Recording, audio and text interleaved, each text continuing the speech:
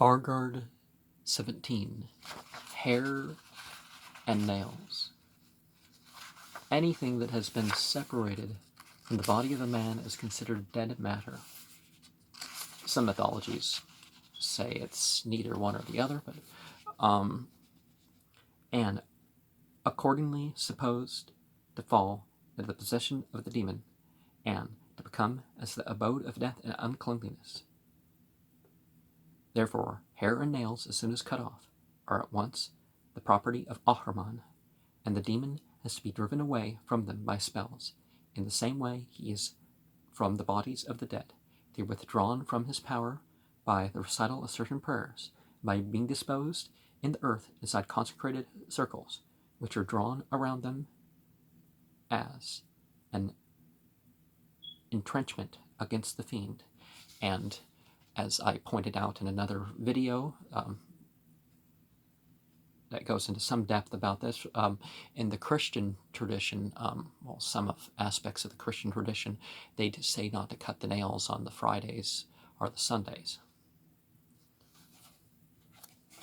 But there's reason not to follow that prescription. Well, more than a reason, but anyways.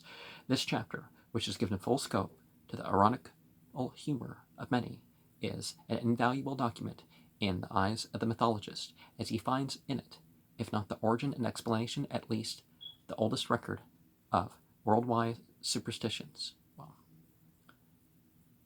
just because it's old doesn't mean it's, and survivals. Well, there's a lot of good survivals, so judge things individually, right? Not only in Bombay, but all over the world, people are found who believe that hair and nails are weapons in the hands of the evil one.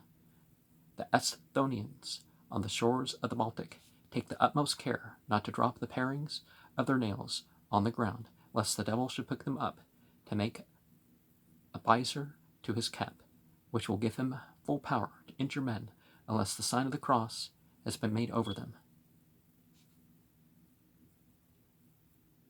And the chanting of the Ahuna area is what a Mazdayastian would do.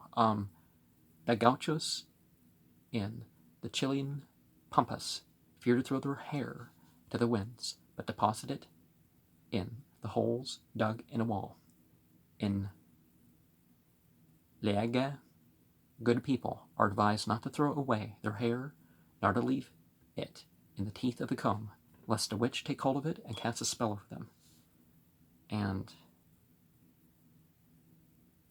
E. Roland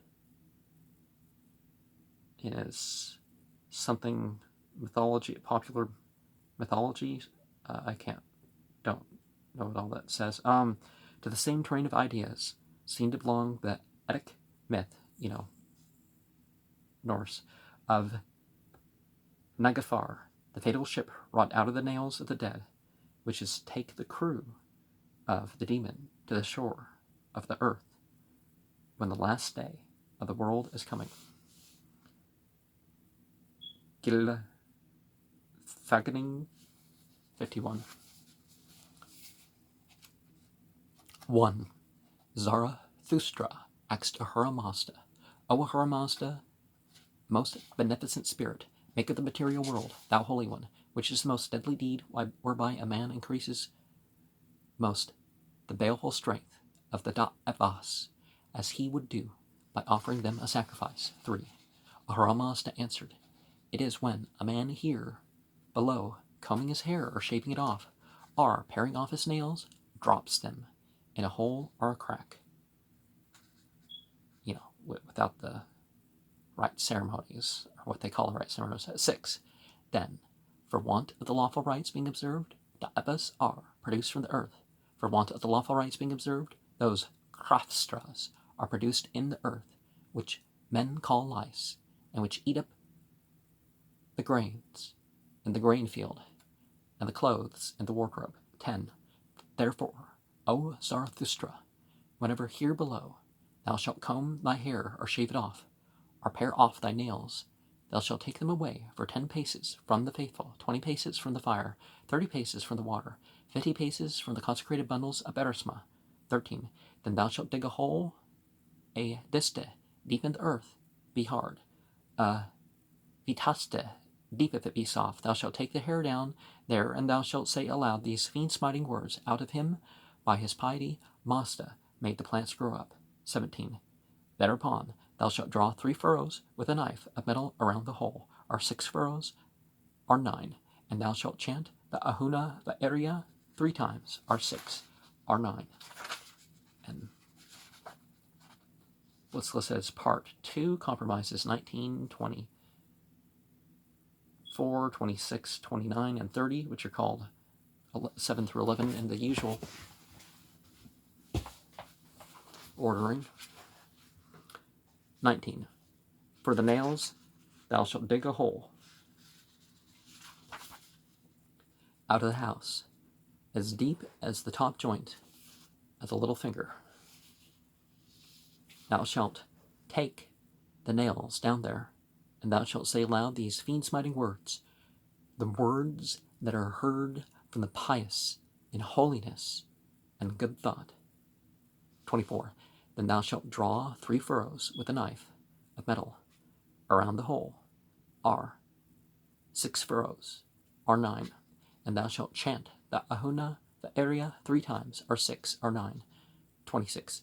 And then, look here, O Asho, Zusta bird. Here are the nails for thee. Look at the nails here.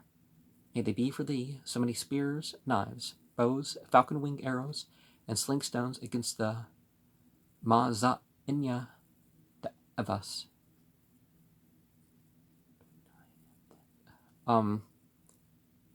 That's 26. 29. If those nails have not been dedicated, they shall be in the hands of the Maza'inya de Eva. So many spears, knives, bows, falcon-wing arrows, and sling stones.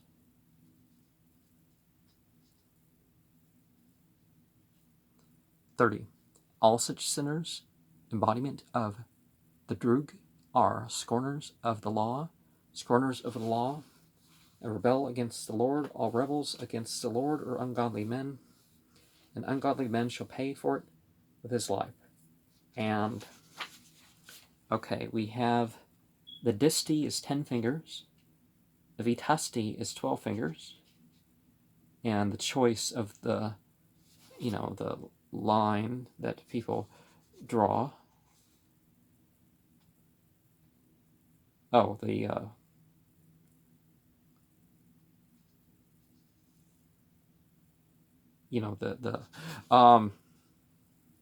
was determined by the presence of word plants in it. Man was considered a microcosm. Everything happens through us. We're referring to everything through us. So, and every element in term was supposed to come from a similar element in nature, to which it was to return after death, and whence it was to come back again at the time of the resurrection, his bones from earth, his blood from the water, his hair from the trees, his life from the fire. An old Aryan theory, traces of which are to be found in India, in Greece, and Scandinavia. And Yasna 33:7, I guess, is referenced here. And there's a play upon the word. Sruya is heard, with chances to be synonymous with the duel of Serva, nails of both hands. The al, according to modern tradition, the word literally means friend of holiness. For the bird Asho Zusta, they recite the Avesta formula. They recite it, the fiends tremble, and do not take up to the nails, but if the nails had no spell ushered over them, the fiends and wizards use them as arrows against the birds. Against the bird, Asho Zusta, and kill him. Therefore, when the nails have had a spell recited over them, the bird takes and eats them, and the fiends may not do any harm by their means. And Bundhis 19, which I'm going to share at least a translation at some point, right? The nails are cut in two, and the fragments are put in the hole with the point directed towards the north, as to say, against the breast of the devs. And one of the things that, as I bounce some of this off, in the Christian tradition, usually there's the division into 3 with the nails. But there's also the reference to the division into 4. And some traditions would divide into 5 or 7, which becomes a more difficult task, obviously.